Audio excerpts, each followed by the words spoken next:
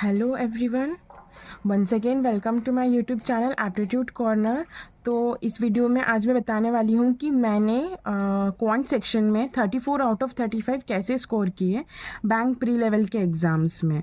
ठीक है, तो ये यहाँ पे इस पूरे वीडियो में आपको मैं स्ट्रैटेजी बताऊंगी कि मैं क्या फॉलो करती थी, what is my strategy of quant section. मैंने क्या स्ट्रैटेजीज फॉलो करी, आप भी वो स्ट्रैटेजी फॉलो कर सकते हैं। जैसे अभी बैंक के प्री के जो एग्ज़ाम्स आने वाले हैं, आरआरबी पीओ का हो गया, आरआरबी क्लर्क का हो गया, काफ़ी एग्ज़ाम्स अभी लाइन अप है। अभी तो ये सीज़न ही उस चीज़ का है कि अभी सब प्री एग्ज़ाम्स ही होंगे और स्टार्टिंग में, तो वहाँ पे आपको ये काफ़ी यूज़फुल होगा। और सबसे पहले मेन दिक्कत आती है लोगों को कि इंग्लिश में स्कोर कर लेते हैं कभी काफ़ी लोग, और रीजनिंग में भी कर लेते हैं। रीजनिंग में तो इजीली स्कोर कर लेते हैं, पर कभी कभी क्या हो जाता है कि क्वांट में बच्चों को डर हो जाता है कि नहीं मुझसे नहीं हो पाएगा, इतना तो अटेम्प्ट नहीं किया जा सकता करके, बहुत टफ होता है, हमने कभी पढ़े नहीं है। जिसका अगर मैथ्स का इंजीनियरिंग का बैकग्राउंड है तो ठीक है, वो उनको थोड़ा कॉन्फिडेंस होता है, बट जिनका नहीं है, और कभी कभी इंजीनियरिंग बैकग्राउंड का भी लगता है कि नहीं यार वो मैथ्स अलग थी जो हमने पढ़े थे, लेकिन यहाँ पे जो मैथ्स है वो तो टोटली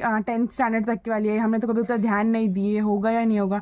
इट्स नथिंग कि आपको पैनिक होने की या फिर टेंशन लेने की बिल्कुल ज़रूरत नहीं है। अगर आपके पास अभी भी टाइम है तो आप आराम से स्कोर कर सकते हो, क्योंकि मैंने जो मेरा फर्स्ट बैंक का जो प्री था वो मैंने जस्ट 1 मंथ ही प्रैक्टिस की थी, और मैंने एसबीआई क्लर्क का प्री मेरा क्लियर हो गया था।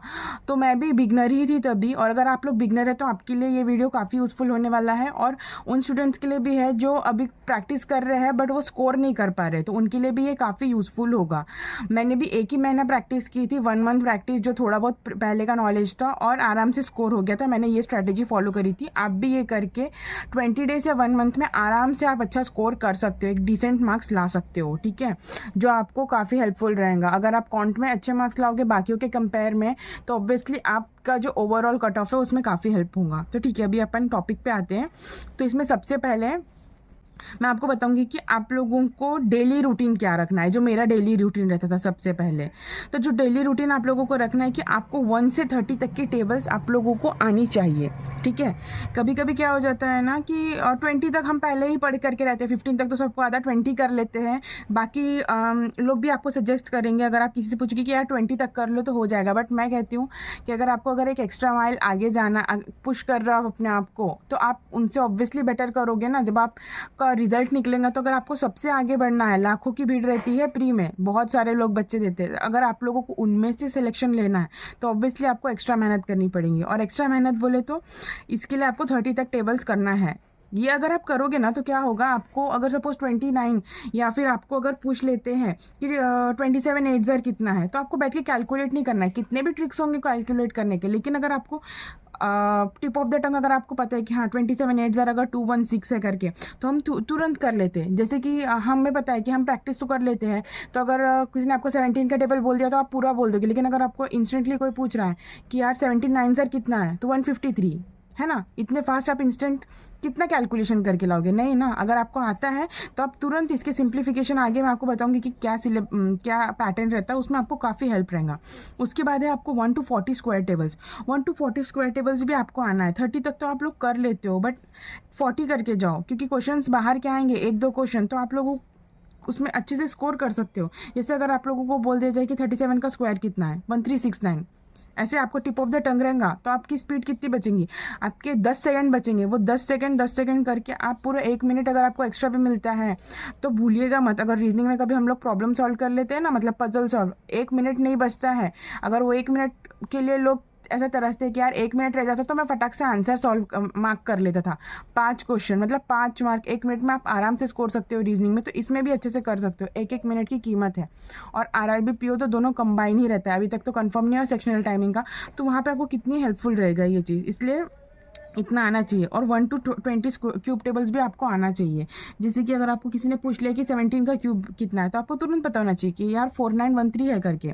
ठीक है, तो ये सब आपको कब आएगा, जब भी आप, जैसे मैं पढ़ने के लिए बैठती हूँ तो मैं सबसे पहले क्या करती हूँ ना, जैसे मेरा कॉन्ट सेक्शन की अगर मैं प्रैक्टिस करने की शुरुआत करती हूँ तो मैं सबसे पहले ये एक पेज में लिख लेती हूँ। कुछ भी पढ़ने से पहले सबसे पहले मेरा यही टारगेट रहता है कि मुझे 1 to 30 टेबल्स लिखना है, 1 to 40 स्क्वायर टेबल्स लिखना है, और 1 to 20 क्यूब टेबल्स लिखना है।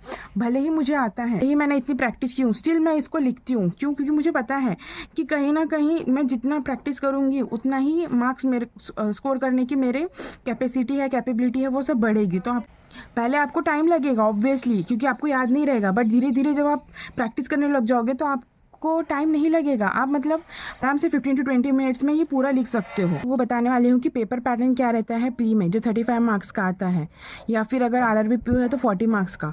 तो उसमें स्पीड मैक्स है वो 12 to 15 मार्क्स है। ये वैरी करेगा, जैसे कि ये 35 वाले मार्क्स में जो है IBPS SBI के इसमें ये 12 to 15 रहेगा। बट अगर आप RRB PO RRB क्लर्क करोगे तो उसके लिए मार्क्स वैरी होंगे। उसमें सबसे स्कोरिंग क्या है, आपको सिंप्लीफिकेशन के लिए मैंने जो आपको पहले ट्रिक्स बताई कि आपको टेबल्स आना चाहिए, आपको स्क्वायर टेबल्स आना चाहिए, क्यूब टेबल्स आना चाहिए, वो आपको यहाँ पे काफ़ी हेल्प करेंगे। आप आराम से सिंप्लीफिकेशन सॉल्व कर पाओगे अगर आपको टेबल्स आता है, तो आपके मार्क्स आराम से यहाँ पे स्कोर हो जाएंगे। उसके बाद आपको क्वाड्रेटिक की तैयारी करनी है, क्वाड्रेटिक इक्वेशंस, इसके भी ट्रिक्स रहते हैं। मैं तो कहूँगी कि प्री के लिए आप लोग ट्रिक्स अपनाएं, बट मेन्स में वो काम नहीं आएगा। मेन्स में आपको लॉजिक मतलब बेसिक आना चाहिए, बट अगर आपको प्री करना है तो अगर कुछ कुछ ट्रिक्स आपको मिलते भी है तो आप इसको ज़रूर फॉलो कीजिए। प्री के लिए ट्रिक्स काफ़ी काम आएंगे। उसके बाद है नंबर सीरीज़ भी आपको तभी सॉल्व हो जाएगा जब अगर आपको टेबल्स और बाकी सब आते हैं, आप सिंप्लीफिकेशन कर पा रहे हो, तो आप तुरंत आइडेंटिफाई कर पाओगे कि यार कौन सी नंबर सीरीज़ है, क्या हो रहा है। और आपको मिसिंग और रॉन्ग दोनों करके जाना है। मिसिंग करते हैं बच्चे,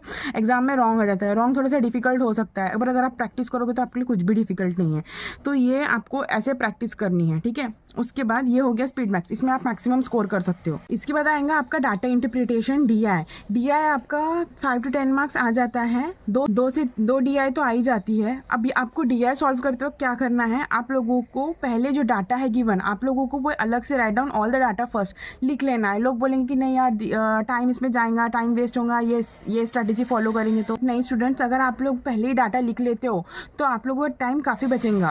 तेज आपके इसमें 2 मिनट्स जाएंगे, ज़्यादा से ज़्यादा 2 मिनट, 1 मिनट या 1.5 मिनट। लेकिन अगर आप डाटा लिख लेते हो, वैसे भी मेंशन ही रहता है प्री में, आपको ढूंढ के कुछ नहीं निकालना रहता है, जो है फटाफट आप लोग लिख ले एक बार डाटा, तो आप फटाक से क्वेश्चंस अटेम्प्ट कर सकते हो। तो आपको इसमें अगर आप एक एक करके सॉल्व करोगे तो आपको ज़्यादा टाइम जाएगा। अगर सपोज 5 मिनट लग रहे हैं एक DI को, तो आप 3.5 मिनट में वो DI कर लोगे। अगर आप ये स्ट्रैटेजी फॉलो करोगे तो आराम से स्कोर कर सकते हो। आपका टाइम कितना बचेगा आप सोचिए। एक मिनट आपके बहुत इंपॉर्टेंट रहते हैं प्री में।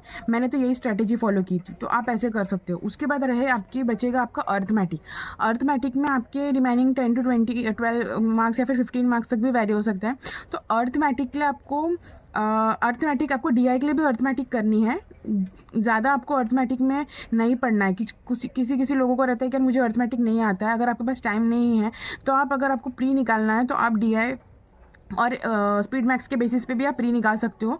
लेकिन आपको 2-3 टॉपिक्स अर्थमेटिक के करने ही पड़ेंगे जो DI में आपको काम आएंगे। जैसे आपको करना है फ्रैक्शन करना है, परसेंटेज करना है। ये दोनों अगर आपको आ जाते हैं तो आप प्री के DI आराम से निकाल सकते हो। तो ये 2 टॉपिक्स आपको अर्थमेटिक के करना ज़रूरी है, ठीक है।